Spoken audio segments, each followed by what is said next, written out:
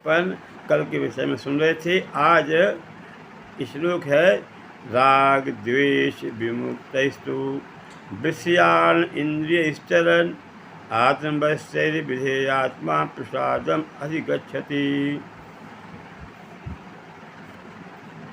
किंतु समस्त राग तथा द्वेष से मुक्त एवं अपनी इंद्रियों को संयम द्वारा वश में करने में समर्थ व्यक्ति भगवान की पूर्ण कृपा प्राप्त कर सकता है। भगवान की पूर्ण कृपा कब प्राप्त होगी? जब राग द्वेष से मुक्त होगी।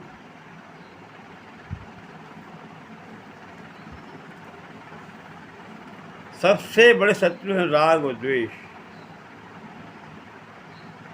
राग होता है जैसा संग करोगे वैसा राग हो जाएगा। जिससे राग होगा उस वस्तु को दूसरा प्राप्त करना चाहेगा, उससे द्वेष हो जाएगा। जिस विषय को हम चाह रहे हैं दूसरा व्यक्ति वही चाह रहा है, उससे द्वेष हो जाएगा। इस तरह से हम लोग राग द्वेष में फंसे हुए हैं। जब तक राग द्वेष में हैं तब तक हम इंद्रियों को बस में नहीं कर सकते हैं। राग हो तो किससे? भगवान से। हरे कृष्ण कृष्ण कृष्ण हरे हरे हरे राम। आइए, तात्पर्य है यह पहले ही बताया जा चुका है कि कृत्रिम विधि से इंद्रियों में बाह्य रूप से नियंत्रण किया जा सकता है, किंतु जब तक इंद्रियां भगवान की दिव्य सेवा में नहीं लगेंगी, लगाई जाती हैं, तब तक नीचे गिरने की संभावना बनी रहती है। यद्यपि पूर्णतया कृष्ण भावना भावित व्यक्ति ऊपर से विषय स्तर पर क्यों न दिखे, किंतु कृष्ण भावना भावित होने से वह विषय कर्मों में आसक्त नहीं होता है।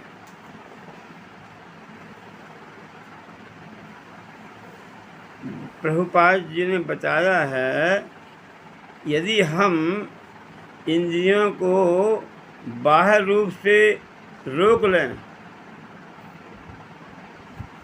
इनके गिरने का भय रहता है।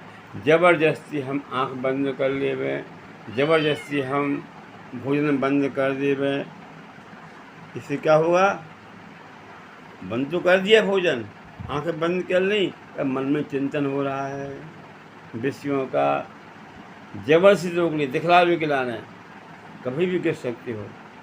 परंतु जिनकी चेतना कृष्णमय है, कृष्ण के लिए है,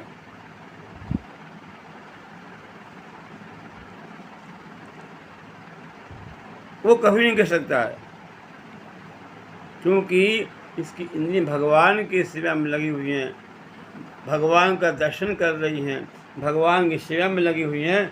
उन्हें गिरने का कोई भय नहीं है।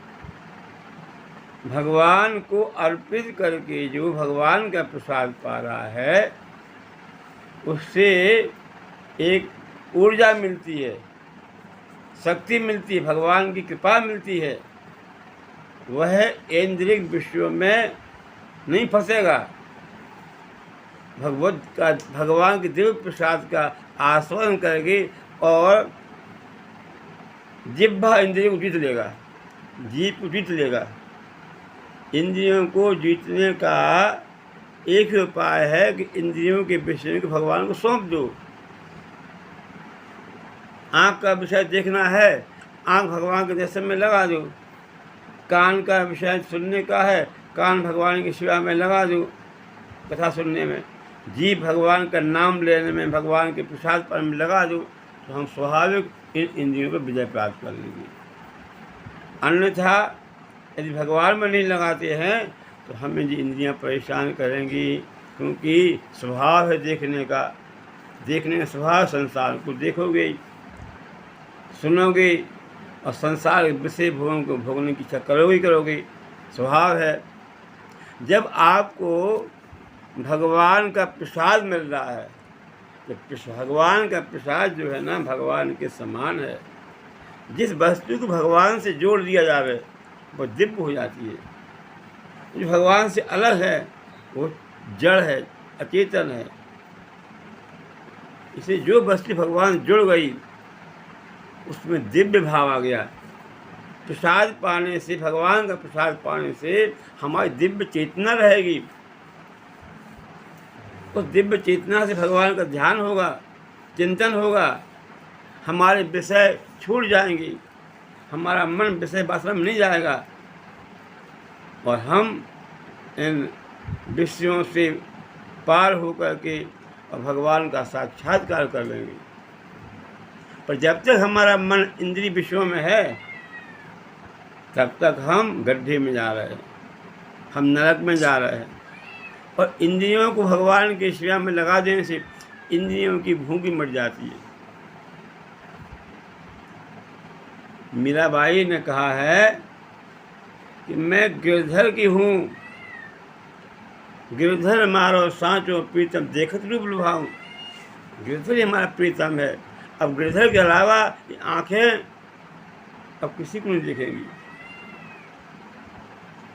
गिरधर का कीर्तन की सेवा हम और की बात सुनेंगे नहीं। उनके प्रसाद हमने पाया है, अब दुनिया का स्वाद हम लेंगे नहीं। इस तरह से हम लोग जीत जाते हैं विषयों से।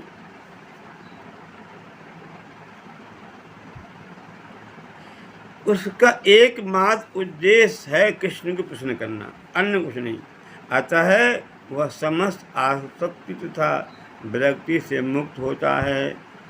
कृष्ण की इच्छा होने पर भक्त सामान्यतया अवांछित कार्य भी कर सकता है, किंतु यदि कृष्ण की इच्छा नहीं है तो वह उस कार्य को भी नहीं करेगा जिसे वह सामान्य रूप से अपने लिए करता हुए।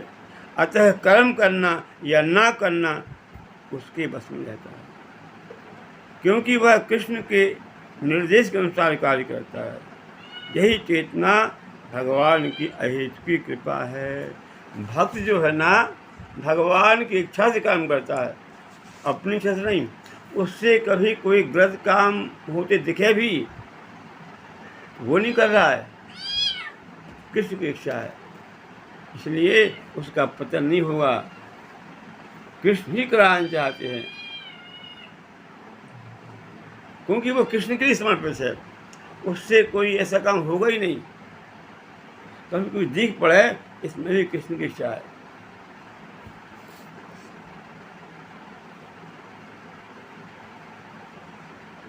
यही चेतना भगवान की अहेतुकी कृपा है, जिसकी प्राप्ति भक्त को इंद्रियों में आसक्ति होते हुए नहीं हो सकती है।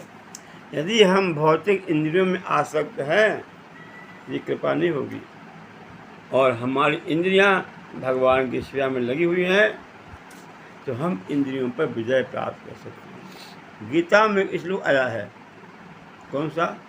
विषया विनिर्वर्तन्ते निराहार देना रसवर्जम सोपस्य परम दृष्ट्वा निवर्तते। इंद्रियों को निराहार रह करके नहीं जीता जा सकता है। इंद्रियों को श्रेष्ठ रस की प्राप्ति होते ही घटिया रस छूट जाता है। जैसे कोई गुड़ खा रहा है, बढ़िया मिश्री खिलाई जाए तो गुड़ खाना अपने आप छोड़ देगा। बढ़िया वस्तु दी जाए घटिया वस्तु अपने आप छूट जाएगी।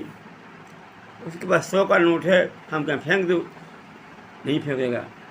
हम 2000 का देंगे तो फेंक देगा। बढ़िया वस्तु दे। अभी हम इंद्रियों से घटिया वस्तु का कर रहे हैं आस्वादन। जब इंद्रियों को बढ़िया वस्तु मिलेगी तो छूट जाएगा।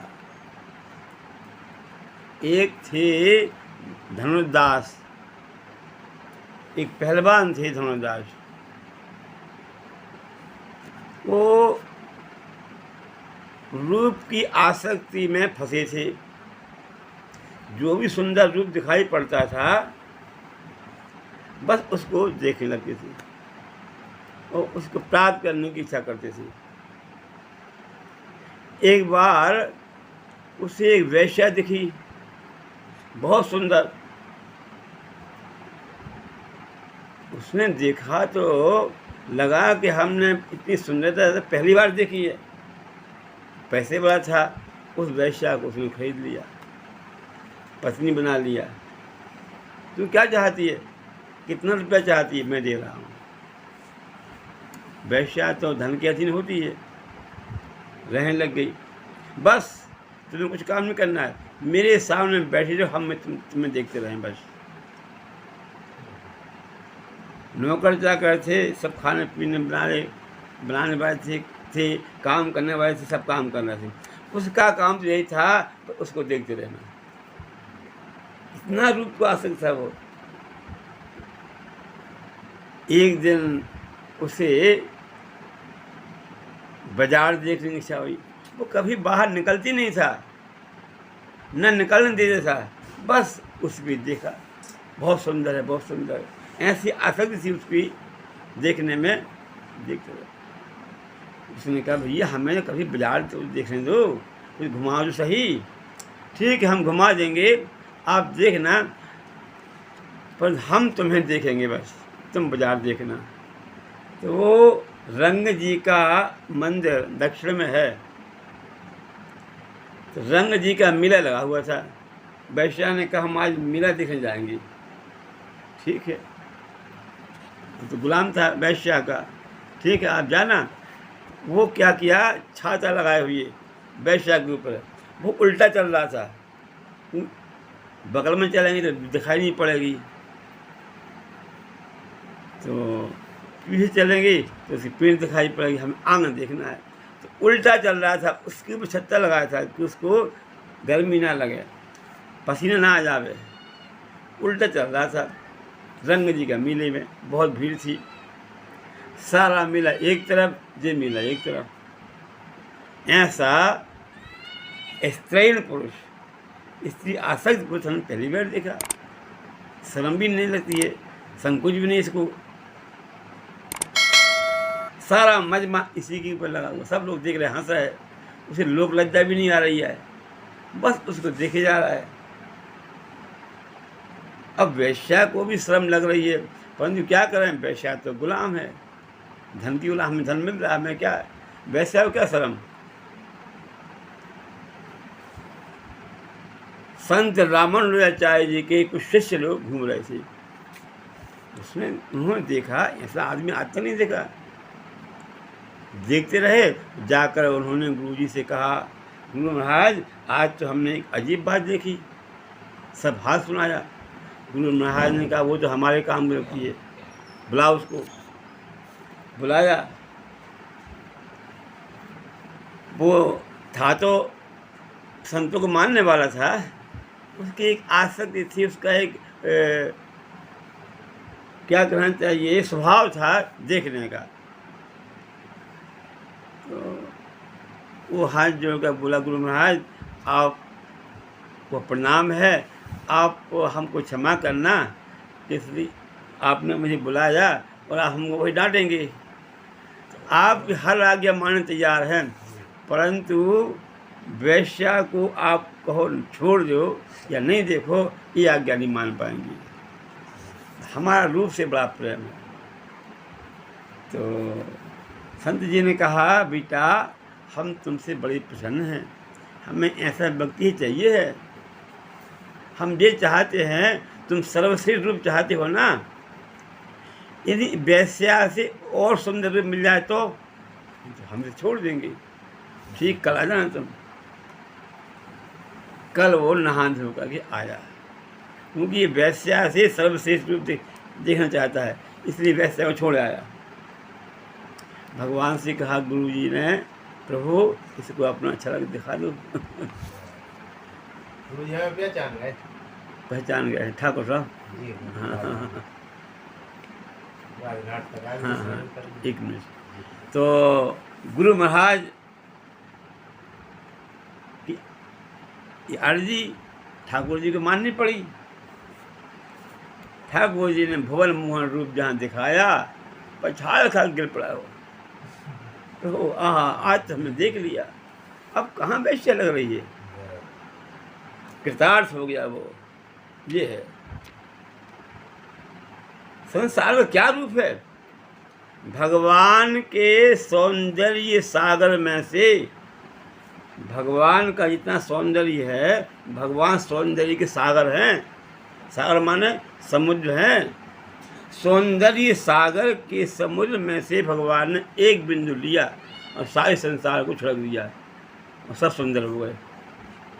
अब बताओ, बस सुंदरता कितनी कितनी बटी होगी एक बूंद पूरे संसार में। तो हम लोग संसार में भटक रहे हैं विषयों में, ये देख रहे हैं, वो सुन रहे हैं, वो खा रहे हैं। अरे भगवान का रूप देखो, भगवान का प्रसाद पाओ, भगवान का तो देखो, सब छूट जाएगा, विषय सारा संग छूट जाएगा और ये सारे राग द्वेष छूट जाएंगी। राग द्वेष विमुक्त विषयान आत्म विषय विधेय आत्मा प्रसादम अधिगच्छति। जिसकी इंद्रियां बस में हो गई हैं, राग द्वेष जीत लिया है, वो प्रसन्न हो जाता है। प्रसादम अधिगच्छति, और प्रसन्नता को प्राप्त करता है।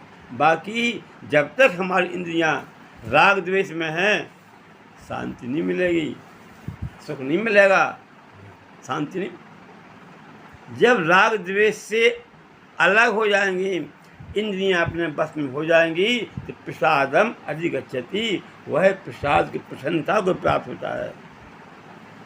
और प्रसाद भगवत प्रसन्नता मिल गई तो प्रसादे सर्व दुखा नाम, भगवत प्रसाद से सारे दुखों की हानि हो जाती है।